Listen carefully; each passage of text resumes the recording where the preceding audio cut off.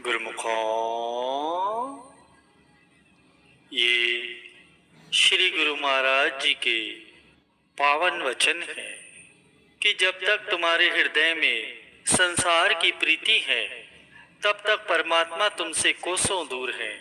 संसार की प्रीति को हृदय से हटाकर उस परमात्मा को याद करो, वे तुरंत ही तुम्हारे हृदय में विराजेंगे। दांत को खुजलाने में पहले सुख महसूस होता है, परंतु बाद में असहाय कष्ट होता है।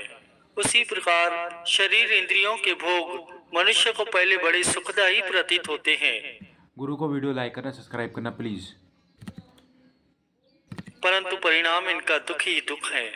मनुष्य का सबसे बड़ा शत्रु है आलस्य, इसलिए इसे कभी भी अपने निकट नहीं फटकने देना चाहिए। ईश्वर की कृपा प्राप्त करने के लिए न चतुराई की आवश्यकता है और ना ही विद्वता की और ना ही धन संपदा की।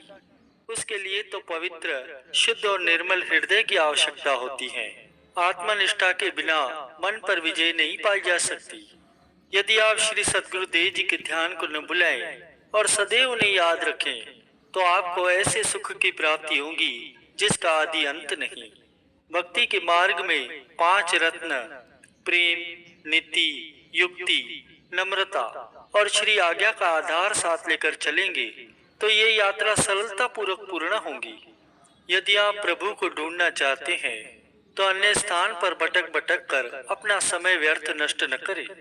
मालिक के प्रेमियों से मिले जो उन्हें पाने की युक्ति जानते हैं। जिसके सिर पर सद्गुरु देव जी का हाथ होता है उसकी हानि कदापि नहीं होती और प्रत्येक स्थान पर उसे विजय ही प्राप्त होती है। श्री सद्गुरु देव जी के ध्यान का शस्त्र हाथ में लेकर और शब्द की धार बनाकर मन से सामना करेंगे तो उसमें इतनी सामर्थ्य कहाँ जो आपके सम्मुख ठहर सके। शब्द आपकी आत्मा है और शब्द ही परमात्मा है। शब्द ही सर्व सुखों की खान है।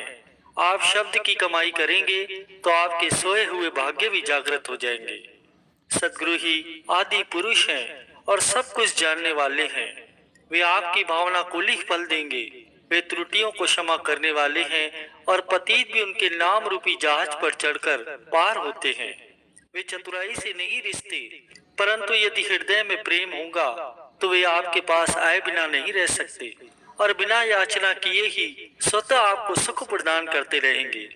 यदि सद्गुरु का शब्द आपके साथ है तो वे प्रत्येक कठिनाई में आपकी निगरानी और रक्षा करेंगे।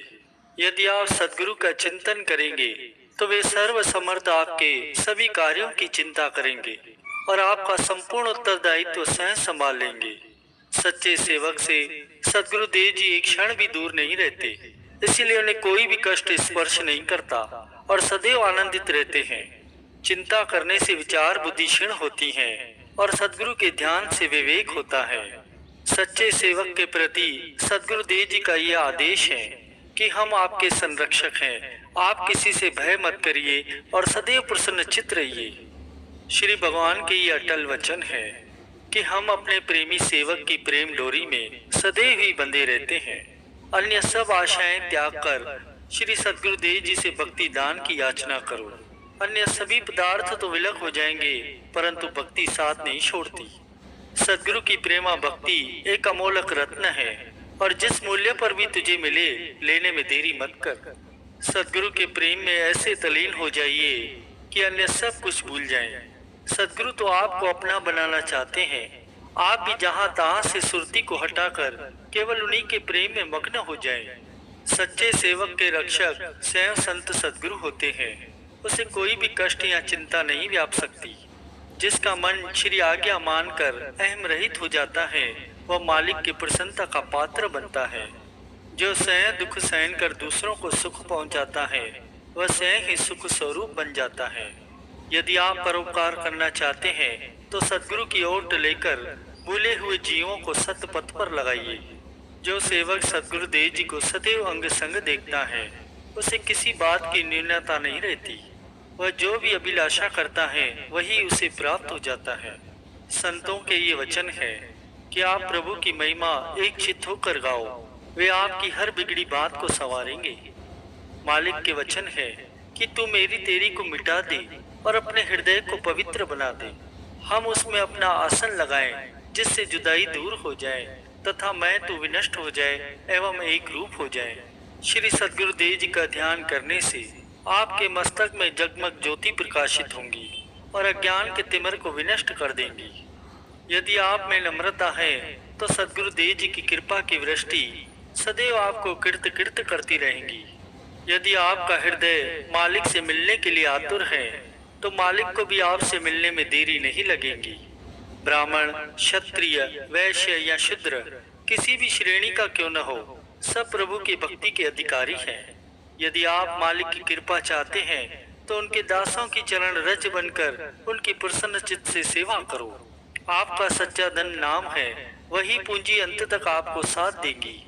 जैसे एक बालक को रोते हुए देखकर माँ उसके पास आए बिना नहीं रह सकती, वैसे ही अपने भक्तों की प्रार्थना सुनकर भगवान आने में एक क्षण भी विलंब नहीं करते। मालिक से लाखों करोड़ों न मांगकर केवल उनकी कृपा मांगनी चाहिए, जिससे जीव मालो माल हो जाता है और कीर्त कीर्त हो जाता है। जो सेवक मालिक के ध्यान में लीन रहता है, उस सेवक का कष्ट मालिक सहन नहीं कर सकते, वे उसका कष्ट सहन ले लेते हैं। जो सेवक भक्ति के लिए कष्ट, मुसीबत और निंदा सहन करता है, सद्गुरु सदैव उसके अंग संग रहते हैं। परिणाम स्वरूप वह जग में कीर्ति प्राप्त करता है। प्रेमी के हृदय में प्रभु विराजमान होते हैं, इसलिए उसके हृदय को कभी ठेस नहीं पहुंचानी चाहिए। जो नम्रता धारण कर सद्गुरु की प्रसन्नता ग्रहण करे, उसका ही नाम सेवक है। जो अपनी मान्यता में उलझकर श्री सद्गुरुदेव जी की मौज या उनकी प्रसन्नता को भुला देता है और दूसरों के दुखों का भी ध्यान नहीं करता, वह सेवक कभी नहीं कहलाता। जिस सेवक ने ये सद्गुरुदेव जी के वचनों को भुला दिया, वह चाहे कितना भी धन या बढ़ाई प्राप्त कर ले, उसे कभी सच्ची प्रसन्नता प्राप्त नहीं हो सकती, क्योंकि उसने अपनी वास्तविक पूंजी तो गंवाई दी। जिसने दिल से सद्गुरु का ओट आसरा लिया है, उसे दुख सुख मान अपमान कभी भी